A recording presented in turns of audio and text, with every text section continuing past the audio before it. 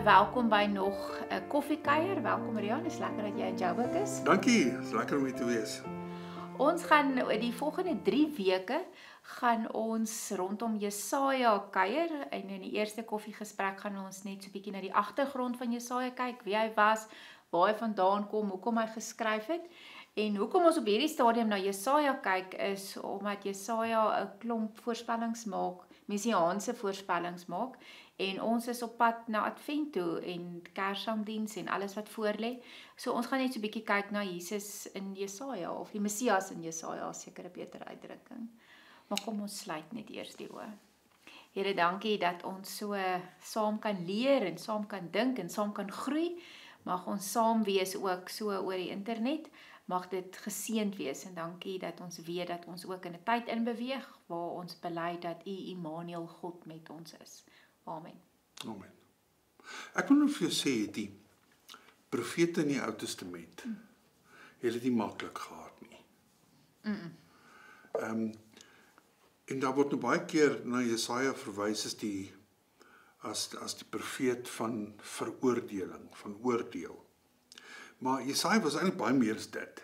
Nee, definitief. En jy het baie mooi gesê van heiligheid en van hoop. Maar dat Jesaja 'n baie ongemaklike boodskap moes bring destyds vir die volk. En dit is so half en half asof die vir al die Ou Testamentiese profete, hulle is so ergens tussen gewild en verwerping. Maar hulle kom nie by een van die twee kante ordentlik uit nie. Nee, en ek dink ook omdat mense wil mos nou nooit hoor hulle is verkeerd nie lankal terug nie en ook nie vandag nie. En baie keer het die profete juis opgetree om mense terug te roep. En ek dink dis dan wanneer hulle in opstand kom en dis so jy kan nie hoop hê as jy nie iewers te terugdraai nie. En ek dink dis maar 'n groot deel van die profete se boodskap ook. Miskien moet ek net so 'n versie of wat lees en jy het nou net daarna verwys in aanloop na die Kersgety toe. Jesaja 9, want dis 'n redelike kerngedeelte in die gesprekke wat ons gaan hê. Jesaja 9, die volk wat in donkerte geleef het, 'n groot lig gesien. Oor die wat in die donker land was, het 'n lig geskyn. Dan vers 5, bekende gedeelte. Vir ons is 'n seun gebore, aan ons is 'n seun gegee. Hy sal heers en hy sal genoem word wonderbare raadsman, magtige God, ewige Vader en vredevors. En ons gaan ons nou voorkant toe oor hierdie terme gesels, so jy kan so 'n bietjie 'n notaatjie daarby maak. Sy heerskappy sal uitbrei en hy sal vir altyd vrede en voorspoed bring. Hy sal op die troon van Dawid sit en oor sy koninkryk regeer.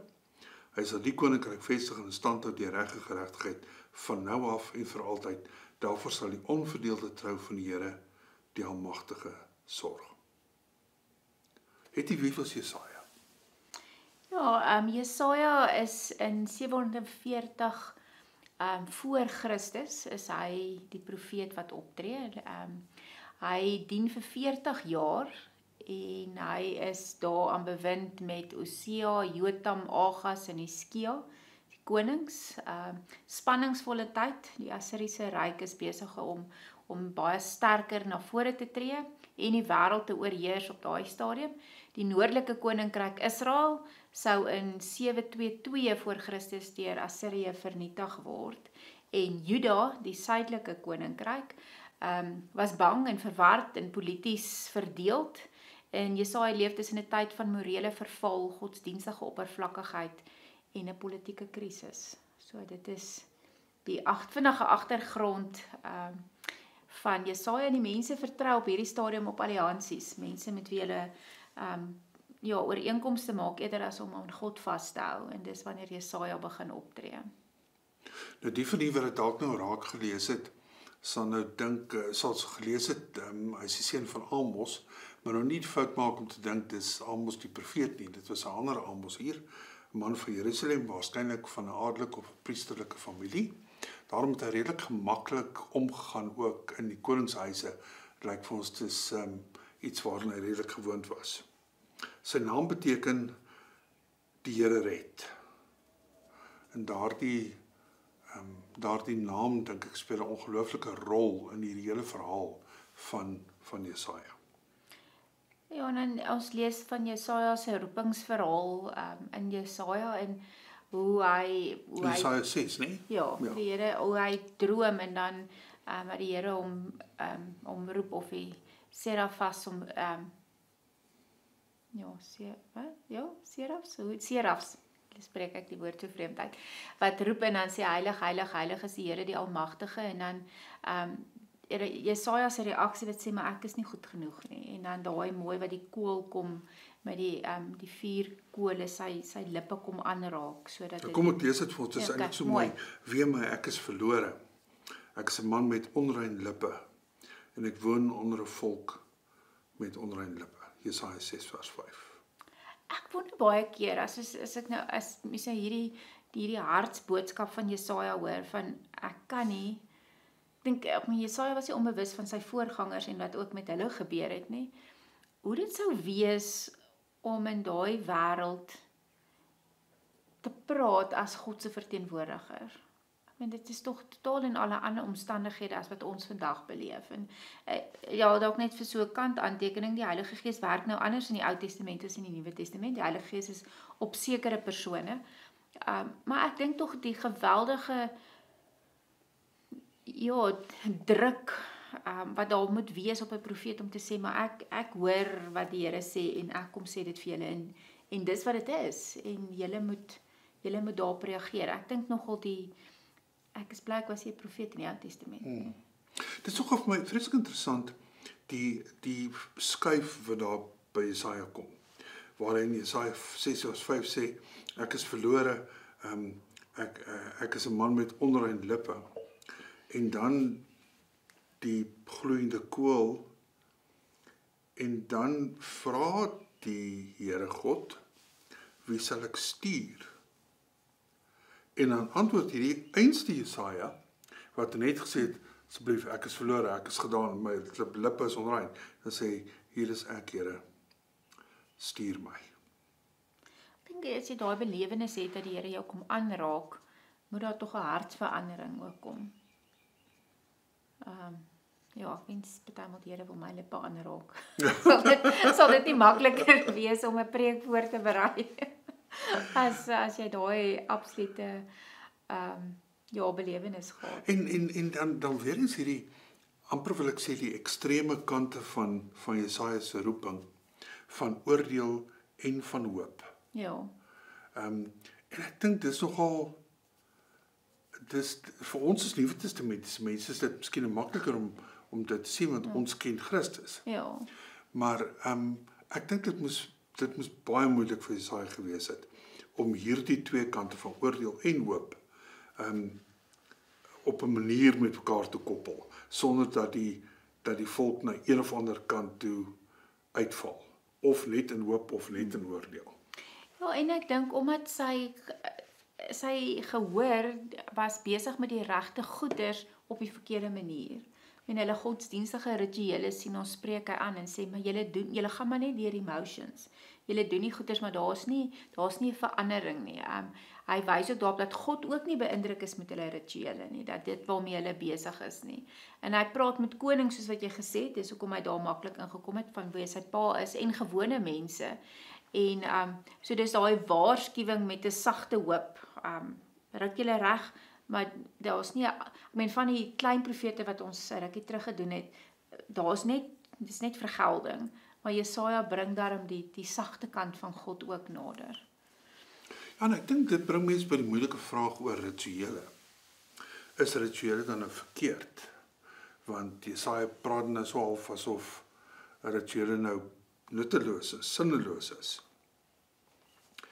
Maar ek dink dit is wat Jesaja probeer sê. Ek dink Jesaja probeer sê julle die hart van godsdiens uitgeruk. Ja. So julle oënskynlik doen julle die regte goeders. Dit lyk impressive. Maar julle die hart van 'n godsbelewenis uitgeruk. Ja, en ek dink ons sal tog vandag ook baie keer beleef dat mense 'n behoefte het na rituele. En die protestante kerk is eintlik arm aan rituele. Ons het die doop en die nagmaal en dis min of meer waarmee ons leef. En dan sal mense weer sê, maar ek wil 'n volwasse doop hê, want ek wil iets beleef daarvan. En ek dink rituele is die handvatsels wat God vir ons gee om net so 'n bietjie vaster plek te kry in hierdie wêreld. Maar die oomblik as ons dink die ritueel red ons, die ritueel is God, dan het ons die spoor verloor. En dit is maar interessant dat Jesaja eintlik maar presies dieselfde sê vir die ander profete ook sê. Micha byvoorbeeld, wat sal ek saamvat as ek na die Here toe gaan? En dan kom jy met al hierdie opsies van offers. Ja. En dan sê hy, nee, die Here het jou gesê wat jy moet doen. En weer hier in Jesaja die herhalende tema van geregtigheid, trou en geloof.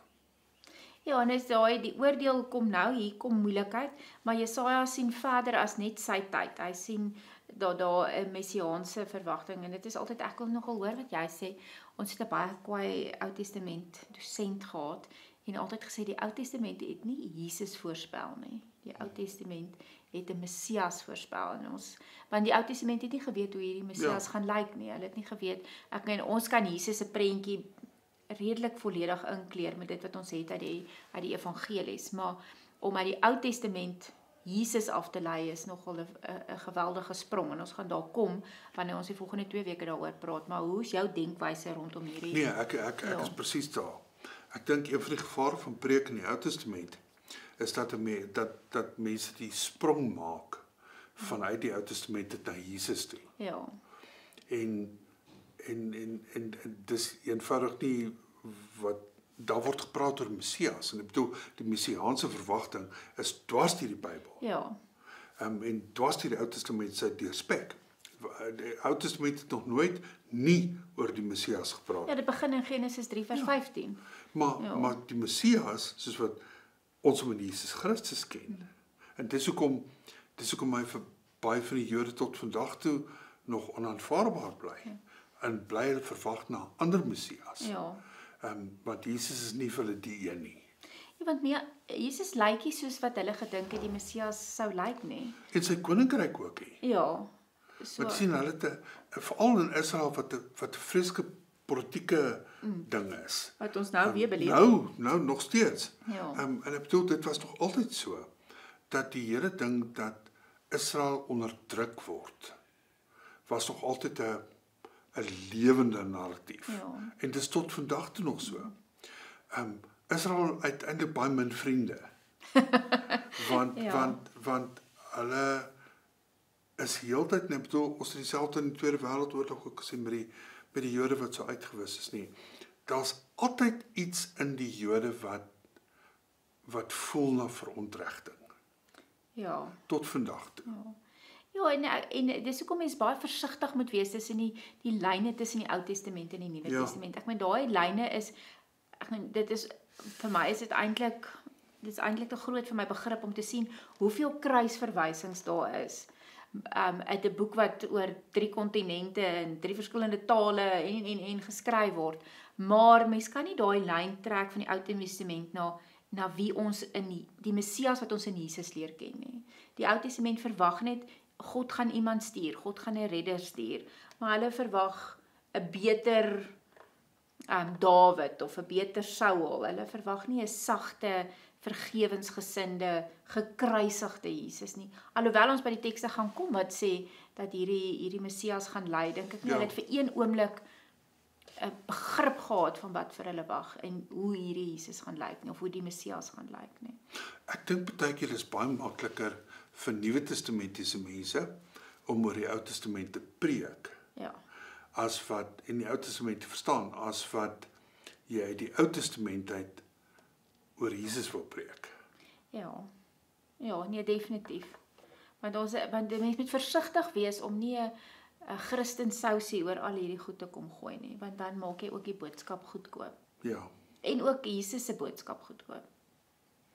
Hoop is nou nogal een van die temas wat saam met die oordeelsding baie sterk figureer in Jesaja. En ons sal 'n bietjie gesels nog oor die takkie van Isaai.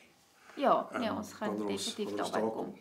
Ek dink ek moet mense nie noodwendig altyd besef nie, ons praat baie keer van die martelare van die Nuwe Testament, maar die Ou Testament profete sterf, baie van hulle sterf ook 'n martelaars dood. En dan volgens die Talmud in Jerusalem sê hulle dat arme Jesaja in 2 gesaag word. Nadat hulle nou besluit, hulle het nou genoeg gehoor van sy oordeelsaankondigings. Ja, want dis die ongemaklike boodskap wat hy bring. Hy bring oordeel, maar op 'n manier bring hy ook hoop. Maar ek dink mense was so geagiteer deur sy boodskap van oordeel, dat hulle eintlik niks verder wou hoor nie. Ja, en ek dink as mens die eerlike boodskap van die evangelie leef, gaan jy iewers mense kwaad maak. Watter kant toe ook al. En die vraag is, ek het ander boek gelees wat vra, maar is ons nog besig om genoeg mense ongemaklik te laat voel met die boodskap van die evangelie? En dis seker maar die vraag wat ons altyd vir onsself moet vra, want ons is so versigtig om dit nie te doen nie, want dan word ons uitgeskuif of uitgekruid of wat ook al, en Jesaja sê was, dan saag my dan op as julle my wil opsaag, maar dis die boodskap wat ek van God gekry het. Maar ek dink jy het 'n ongelooflike waarde nou gesê, dit geld ook vir ons as dominees, miskien op 'n baie besondere manier. Maar 'n dominee wat heeltyd preek dat almal met hom gelukkig is en jubel en juig, doen nie sy werk nie. Ja, en dit is daai verskil wat ons nou hier kry tussen die Afrikaans sê dit nie mooi nie, maar so tussen religion en 'n verhouding met God. Ja. Want ek dink die godsdienst in Afrikaans is so apart nie, maar Nee, dis hoekom die ding van spiritualiteit so sterk funksioneer. Op 'n manier probeer dit daai leemte vul. Ja, dis hierdie rituele en goeders. Ek gaan nou maar, ek doen nou maar daar's nie hart in nie, daar's nie leef in nie. En dis waarteen Jesaja waarsku en dat die Messias kom, en dalk is dit 'n goeie boodskap. Ek nou as dit so, wat is 'n maand terug wat ons amper gedink het Jesus kom, en dalk moet ons nou weer dalk moet ons nou weer so as ons nou deur Jesaja Daniël was sedertdien nog nie weer in die nuus nie. Dalk is hy weg, maar dit is daai boodskap van wees seker waarmee jy besig is, want die Messias kom weer. So ons gaan dan nou in die volgende 2 weke gaan ons saam kyk na hoe Jesaja hoor God sê die Messias gaan lyk, en eintlik hoe super akkuraat dit voorspel word sonder dat hulle verstaan. Ja. En 'n ongelooflike sprong wat hy maak om uiteindelik uit te kom by God wat self vir die hemel neerdal. Immanuel, God met ons. Hy sal jy vir ons afsluit. Kom ons bid saam. Hemelse Vader, U sê in die skrif, daar's in die lewe niks nuut nie. Dit wat was, kom weer, en dit wat nog kom, was ook al reeds. En hier sit ons nou baie 100 jaar later, en ons lees Jesaja, 'n ou profeet.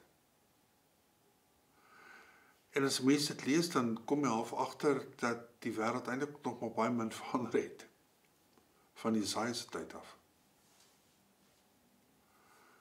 Daar is ook maar baie van ons, eintlik maar vir almal van ons op 'n manier waar, dat ons soms deur die motions gaan, ons gaan deur die rituele, maar die hart van 'n intieme verhouding met God is nie so gemaklik nie. En ek wil regtig bid dat in hierdie aanloop tot Kersfees, herdenking van die geboorte, dat ons regtig in hierdie tyd by die ander goeie sal verbykyk, die mooi kersliedjies en die geskenke en kersbome, en U hart sal ontmoet. In Jesus naam, amen.